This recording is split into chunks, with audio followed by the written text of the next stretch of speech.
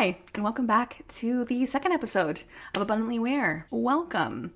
So today's episode is going to be a little bit different than last episode, and it's going to be short and sweet, hopefully. I'm going to leave you with a sentence, and that sentence brings about the entire episode going forward. So that sentence is, your journal is the first draft of your thoughts. I know, pretty profound, right?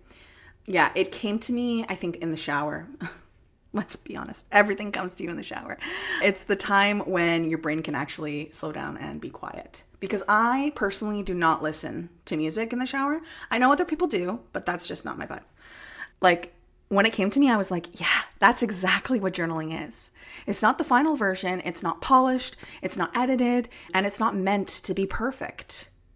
It's messy and beautiful and in progress of what's happening inside of your mind. And just like the first draft of a book or a piece of art, your journal is the place where everything gets to show up, unedited, unfiltered, and sometimes a little chaotic, let's be honest. But that's the point. You don't need to know what you're going to say before you start writing. In fact, most of the time, the clarity comes after you've put it all down. Does for me. It's like getting the mental clutter out of your head and onto the page so that you can actually see what's been swimming around up there. So here's a visual for you that I love. Think of your journal like an artist's sketchbook. No one expects a sketchbook to be clean or to be perfect. It's full of quick lines and scribbles and notes to self. Must look up this, and abandoned ideas aplenty. And of course, we can't forget those small moments of brilliance on the page. Your journal gets to be the same exact thing. It's your thinking sketchbook, not your drawing sketchbook. Your emotional playground, your testing ground for big ideas, hard feelings, and random thoughts at 2 a.m. And the magic, when you treat it like a first draft, you take the pressure off of it. Throw it away.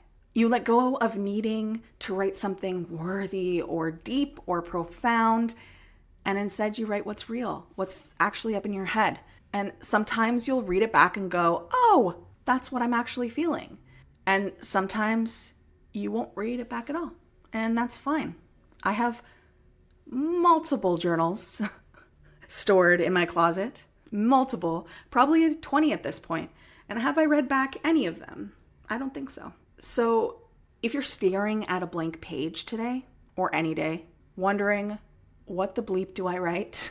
I want to give you that permission, because don't aim for the perfect page. Aim for the first draft. Let it be messy, let it be honest, but let it be you.